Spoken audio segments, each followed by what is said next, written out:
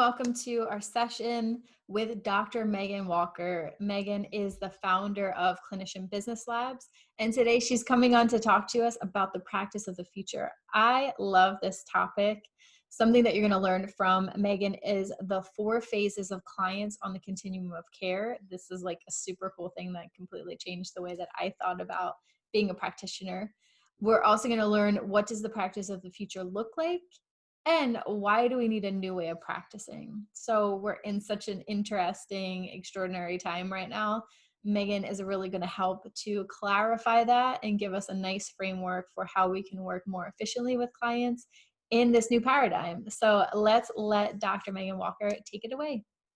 So I'm really excited today to unpack this concept of the practice of the future. And even with the clinicians that I work with, I have to say that this time period has been really, really interesting for me, because there's been a strong balance between, we got to manage where people are at right now. We got to maintain momentum in their marketing, but I'm actually really excited about what the future holds for practitioners in our respective space.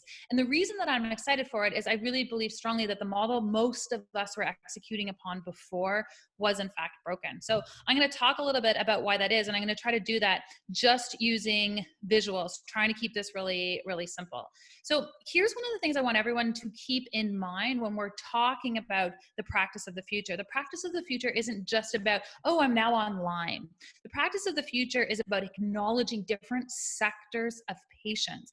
And when we acknowledge different sectors of patients at different places on their continuum of interest in our type of care, it allows us to start to cater to them in unique ways.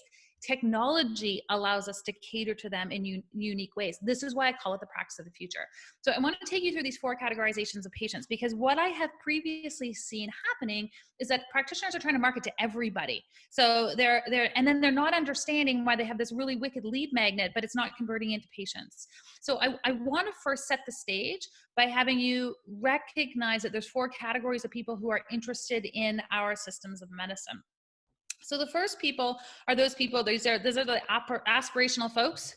They're walking down the street with their like yoga garb on and their like yoga shirts, and they're interested in health, but they don't necessarily do yoga and they don't necessarily do health.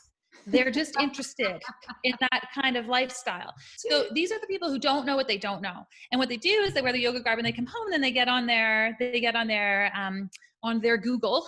So they get on the internet, they get on their computer, and they're looking everything up, right? They're not ready to invest in a program, but they are on a bunch of people's mailing lists. They do have a bunch of lead magnets, but they are far, far away from making a big investment in one-on-one care. So the opportunity with this particular group is to nurture them, is to indoctrinate them, is to show them why you are the best solution for their particular challenge. So those people exist. They were never going to buy from you in the first place.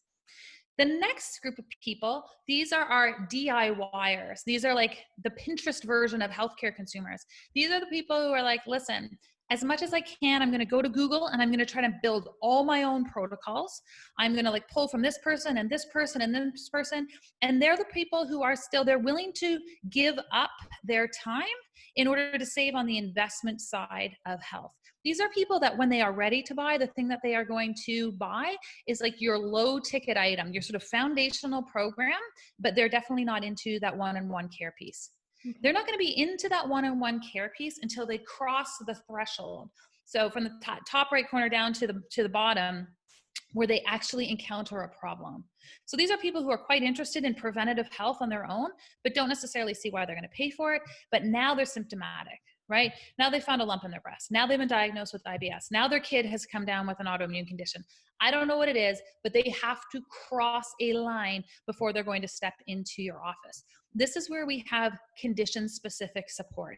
This is the group of patients that you are going to market to start to come in and see you one-on-one.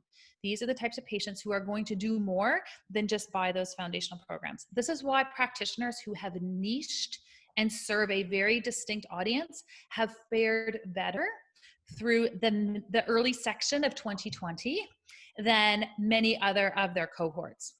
The other thing that's really important to recognize is as we move into more of the online space, the way that consumers can access healthcare is Google searches actually enable people to be far more specific about the type of practitioner that they're finding. So as more and more experts transition into the online space, people are looking for the best person around the globe for their condition. Their decisions are no longer predicated on the fact that you have the prettiest clinic in the block. And so brick and mortar practices were really selling people based on your proximity to their office or proximity to their home. Proximity was a huge part of the selling or value proposition for those patients, but not anymore. So this idea before that you're like, I'm an alternative health expert and I treat these 85 conditions, it was bad marketing practice before, and it is obsolete now. You need to, in my opinion, you need to niche down. You need to solve a particular problem, because the people who are not addressing a particular problem, people who are just interested in health, they fall into the first two categories, and you can't build a business on those two categories alone. So as a practitioner, you need to serve two populations. Those with a very specific problem, they've crossed the line from aspirational health into a specific issue, or the other group at the bottom there, these are the health optimizers. These are the people who are so invested in their health. Their health is such a priority for them that it doesn't matter if we're in the midst of a global pandemic or we are managing some other catastrophic event, they will find a way to find you to continue to invest in their health.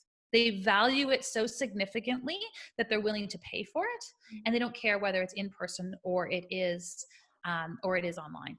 Those are the two populations of people who are going to pay for your most expensive offering, which is one-on-one care. And this is the challenge that many practitioners have faced, is that when they look at the landscape of their business, they've only offered one thing, and the rest of their business is predicated on that one thing. They have offered one-on-one appointments.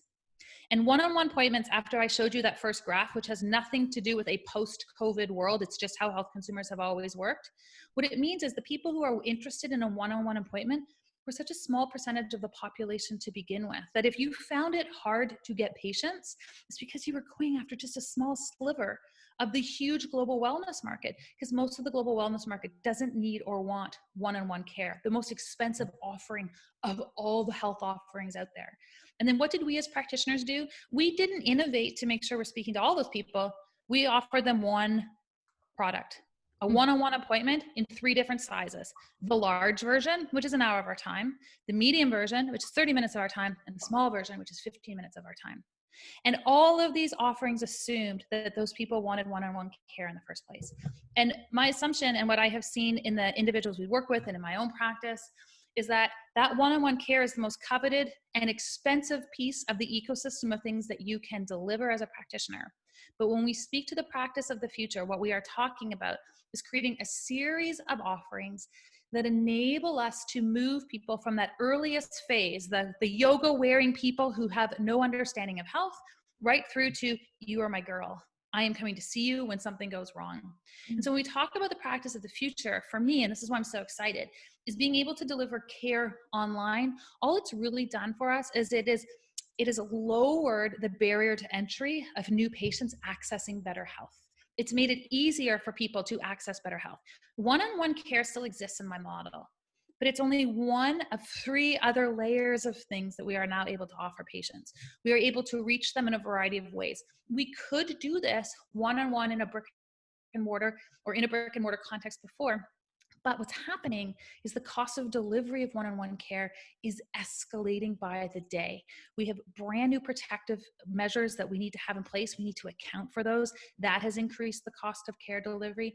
The risk associated with the financial risk associated with having a physical location that could close at any period of time, that escalates the cost of one-on-one care.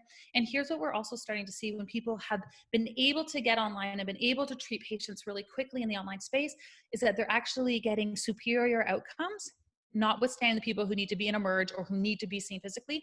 They're getting superior outcomes working in the online space because they've made it easier for people to access that care.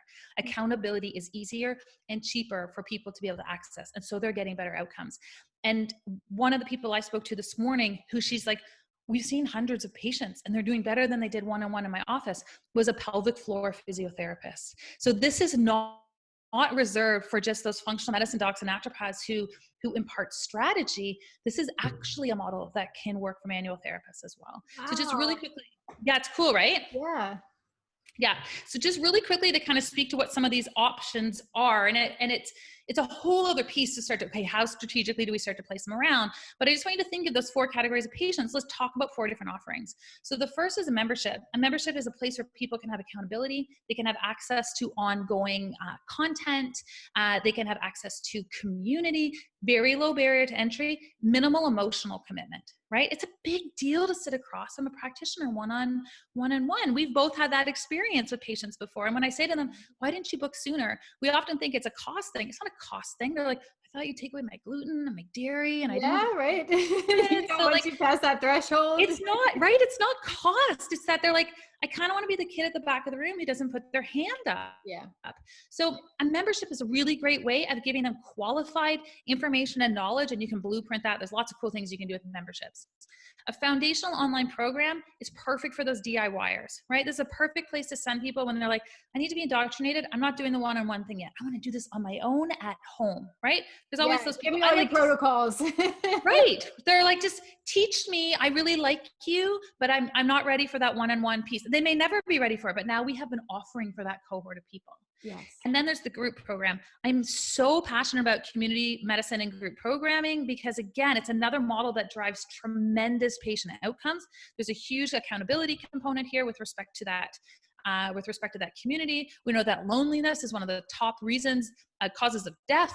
So like there's so many reasons why a community medicine lowers the risk. It lowers the cost of care delivery. Like it's a win-win on both sides. It can be delivered in person and online you can scale it. There's so many neat places that can go. And Can then you we still speak get to to just do, for a second the difference yeah. between a group program and a membership community, just in case some people are coming up against these concepts for the first time? Yeah, for sure. So when I talk about a membership community, I'm going to talk about one exclusively online. And generally what would happen is you'd pay like a low monthly subscription fee for access to ongoing content, maybe a coaching call every month with a group coaching call every month with a health coach. It's less personalized, and it's less about like, we're going to take you from point A to point B. Whereas when we're talking about a group program, what we generally talk about is a smaller group of individuals. It works really well when people have a specific condition that they're managing. So like a diabetes group program is a really great one. And there's actually a lot of research around that one, that of diabetes in particular in a group context. We take patients who are like, I don't know about diet. I don't know about exercise. I don't know about all these pieces. And we take them through not just weekly curriculum, but we teach them how to understand their lab work. We teach in some cases, people are running really amazing group programs where they're going through everybody's lab work together. You have to be really mindful, obviously, of confidentiality pieces, but there's excellent precedent and models of how this is being done. Awesome patient outcomes on the other side because everyone's holding each other accountable to the outcome that they are striving that's for. cool. And it seems like with the group program, there's more of a targeted outcome at the end of the So or like a certain amount of weeks, right? 6 weeks together or 12 weeks together, whereas the membership is more an ongoing thing that you be a part of. Yeah, exactly. So it would come at a different price point. It would come at a different commitment point. And a membership is one of those things that can just grow and grow and grow. And it's usually a fairly standalone piece. But the thing that's last here, and I just want to point out, is that one-on-one care, it's right at the top. And I always use this analogy with practitioners. I was like, not only is it risky for people emotionally, but it is also the most expensive thing you offer within your ecosystem. Like Tony Robbins is one of the most recognizable coaches in the world, not because he does so many one-on-one appointments, but because he's found a way of scaling what he delivers one-on-one and make it more and more accessible to more people. So when we talk about how do we simplify our lives, how do we start to scale ourselves, how do we start to grow, that's one of the pieces that we need to think about as practitioners. It's one of the things we're going to be able to do with much greater ease moving into the future, is collecting our own approach, our own methodologies, and having it delivered at all these different levels in terms of our business model. So what's really neat about this, and just pull it back to this notion of telemedicine and virtual medicine. Each of these layers here could be delivered in a brick and mortar context, but it could also be unpacked and entirely delivered in a virtual context. So we've either just doubled the size of our market, or we've been able to very quickly transition what we were doing before into an online context without having to miss a beat, not by shrinking our business, but by actually expanding our offerings. That is why I'm so excited about what the future has in store for us as Yeah, practitioners. I love the way that you broke this down visually too.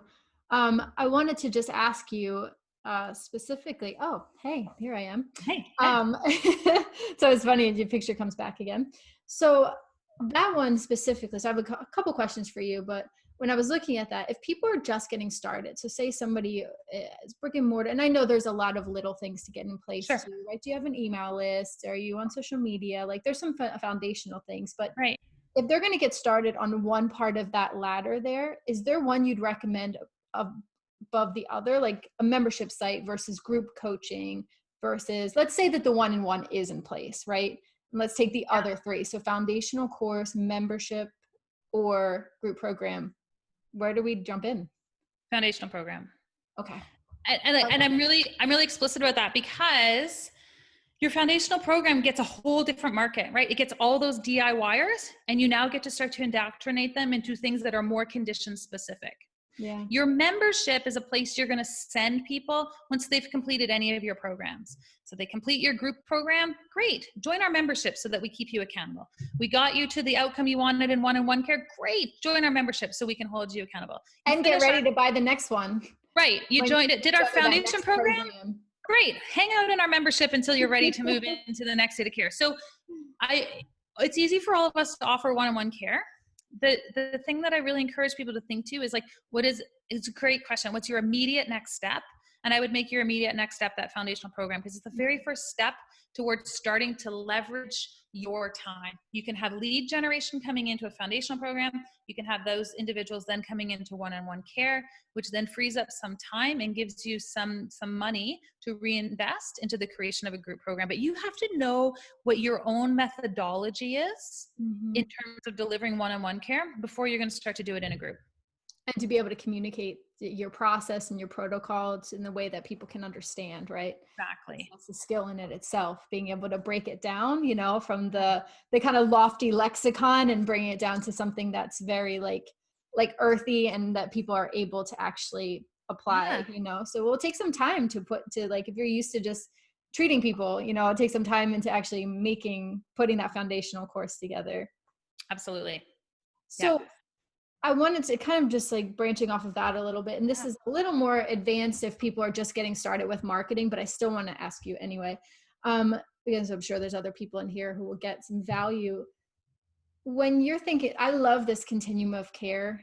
For these guys who are listening, I heard Dr. Meghan speaking about this before, and I just thought it really fascinating. I love how you broke it down like this into the 4 different categories. This is a 2-part question. One is, how do you establish where somebody's at in the continuum? And do you create specific funnels, whether they're mini funnels or big, complicated, like created funnels? Do you create funnels for each of the different 4 categories? Or do you recommend that people do that? Yeah. So I always recommend people start with one tool to drive people to their list, and then expand, and then start to expand from there. So I don't want anyone to be like, oh my gosh, I have to have all these things. So what I find is that patients self-organize very well when you have intentionally created a lead magnet that will satisfy the itch of one of those groups. So for example, if you just have a simple checklist related to gut health, it's going to satisfy group 1, maybe group 2. But if you are like in an acute state and need to book with someone, you're going to just book with someone, right? You're not gonna be like, I'm download the lead magnet and then I'm gonna hang out for 3 months and then maybe no, you're going to book in. So what I generally find is that a simple sort of checklist is really great for that first group. When we start to get into those DIYers, what those DIYers really love? They love monthly webinars. They love master classes. They love going deeper. And when I did this all like live, when we would go into the community and liver talks, I had like talk groupies. People would, and I knew, this is how I knew there was the DIY group. I'm like, this woman has been at every class I give every month and she's never booked. But those people who want to book, they're the ones who, right? They're the ones who are on all the master classes. And then something will trigger for them and they'll be like, I'm in now. Either they go straight to health optimization because they've just finally decided they love you so much they need to be part of your world, or a problem happened and now you're their go-to person. So webinars hit your DIY group, like checklists hit your explorers. And when you can, I would have both running.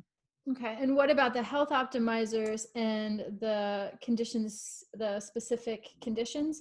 Is that when you would recommend that people have content available out there, that so when they're searching those sort of long tail keywords that you have for your niche, that you have things like maybe a YouTube channel addressing or blog post addressing that? Do you feel like that's the best strategy to get people? So that's where you're going to be able to go in. And what happens is like you're the first one searched. So like if you're going to pay for something at that point, you're going to be paying for like Google ads at that point. Like you're paying for a targeted search, right? Yeah. This isn't a Facebook ad thing where you're making them feel good. That's a nurture thing, but they are like, I'm in acute pain now. Who's the top ND in Toronto for this? You want to come up for that piece. So it just becomes a little bit more targeted, but also having a content strategy. What then happens is that when that patient does that targeted search for you and they're like, is it going to be Megan or is it going to be Billy? Well,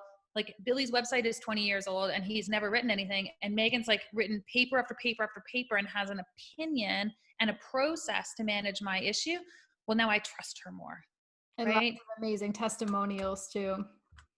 Yeah. And if you can do testimonials 100%, they're a really easy way. Do you have any tips about gathering testimonials from past clients? Yeah. So, what's really interesting is like I'd love to be like, oh yeah, we did them really effectively. So where I'm regulated, which is in Ontario, we're not allowed to use testimonials. So we had to get really super creative in how we did that. The thing about, but we use them in our other programs. So the thing about whenever we want to collect a testimonial, we actually just ask people. So you can't technically incentivize people to go to your Facebook page or go to your Google page to leave testimonials. They don't really like that happens. But you can every once in a while when your patients love you and you're like, hey guys, you don't have to in any way, but just so you know, there's a section on our Facebook page or there's a section on our Google page where you can leave a review if you're so inclined. When you just give people a call to action and they appreciate you as a practitioner, as someone who's influenced their life, they just do it for you. Like I haven't found you need a fancy system. You just ask. Okay. Cool. Well, I love hearing about this, especially the continuum of care and really just like breaking down those 4 different things that we should have. Not that we need to, but because I know people are feeling really crunched that they feel like they have to put so many things in practice. You can get started at like the most basic level and work your way up, but it gives people a broader picture of the options of what you can, add to your practice. And so before we get off the phone, why don't you talk us just a little bit about what you do in your business? Talk us through like what you teach for people, how they can get in touch with you, and if you got any freebies for them that they can pick up. I can't possibly just talk about freebies and then not have one. So I've got a great one for people. But so I have 2 hats, just like you have 2 hats. I worked with patients for 12 years as a naturopathic doctor, and I work with entrepreneurs. So our brand is called Anthropology, and I'm deeply invested and interested in how do we optimize entrepreneurs on their business side, on their mental emotional side, and on their health.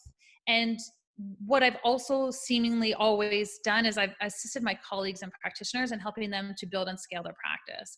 And that's where I spend 95% of my time at this point, is as the chief cheerleader of Clinician Business Labs.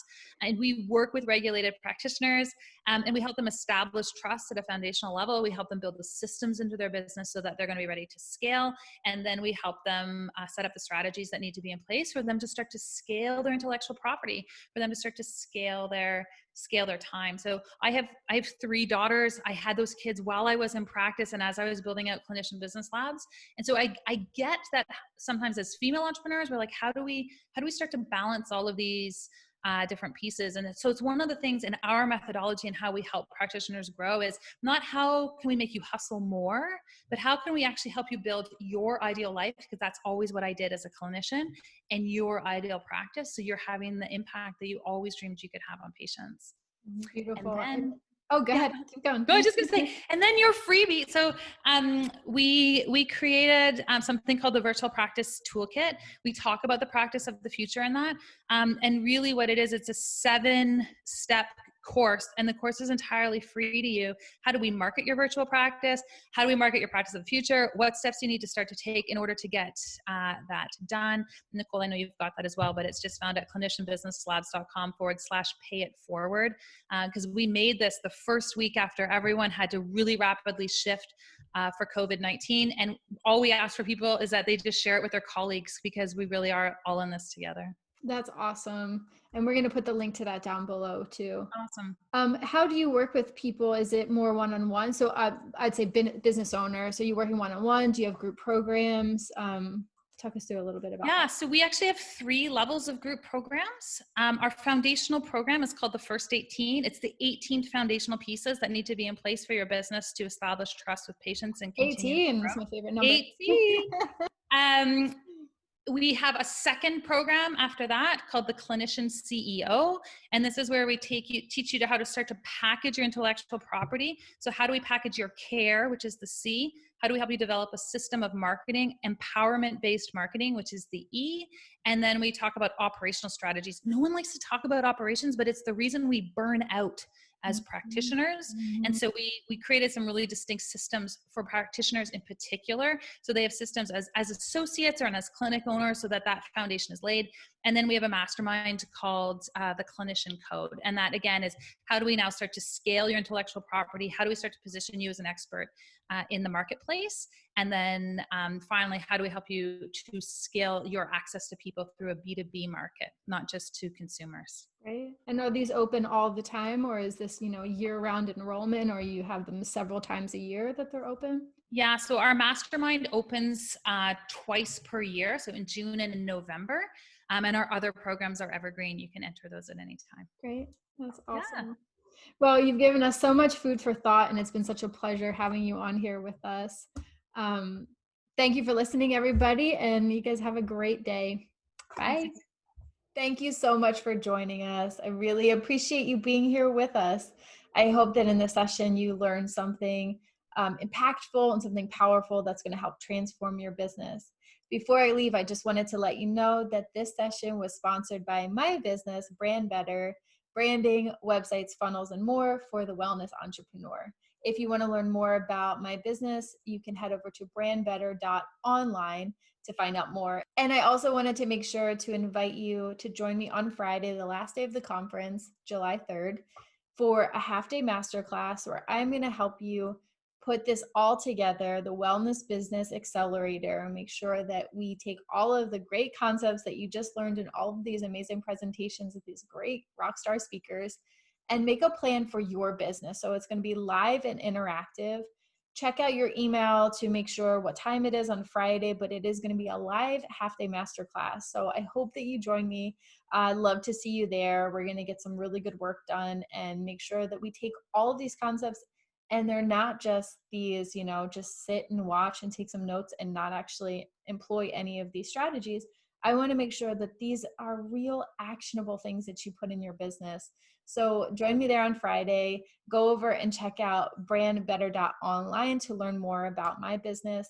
And I'll see you on the next interview. Bye.